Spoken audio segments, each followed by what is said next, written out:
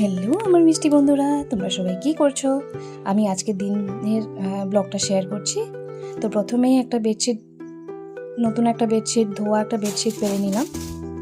পেরে নেওয়ার পর সেটাকে সুন্দর করে টান টান করে বিছিয়ে দিলাম।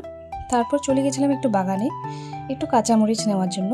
বাড়িতে কিন্তু কাঁচামরিচ আছে, তাও গাছে হয়ে থাকলে আর থাকা যায় না। তো জাস্ট দুটো পেরে নিলাম।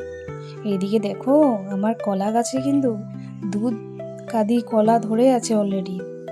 এটা পাকবে তারপরে। আর এটা কি গাছ বলো তো? এটা হচ্ছে লিচু গাছ। আমি লিচু খেয়ে বীজটা বাগানে ছুড়ে দিয়েছিলাম, তখন এই গাছটা হয়েছিল। তো আজকে অনেকটা ভালোই রোদ, তার জন্য বালিশগুলো একটু রোদে দিয়ে দিলাম, না হলে আমার প্রচণ্ড ঘাড়ে ব্যথা হয়ে যায়। তারপরে দেখতেই তো পেয়েছো কত গরম, এই জন্য নিজের জন্য একটু ছাতুর শরবত করে নিলাম। আর আজকে একটা অন্যরকম জিনিস বানিয়েছি অনেক দিন পরে। এই জিনিসটা এখন খাওয়াই হয় না। এটা হচ্ছে শুটকির বড়া। হ্যাঁ, তোমরা ঠিকই শুনেছো, শুটকি মাছের বড়া, মানে শীতল শুটকির চাটনি করে সেটাকে কুমড়ো পাতায় র্যাপ করে তারপর ব্যাটার দিয়ে মুচমুচে করে ভেজে নেওয়া। তো এটা কিন্তু একদম প্রায় বিলুপ্ত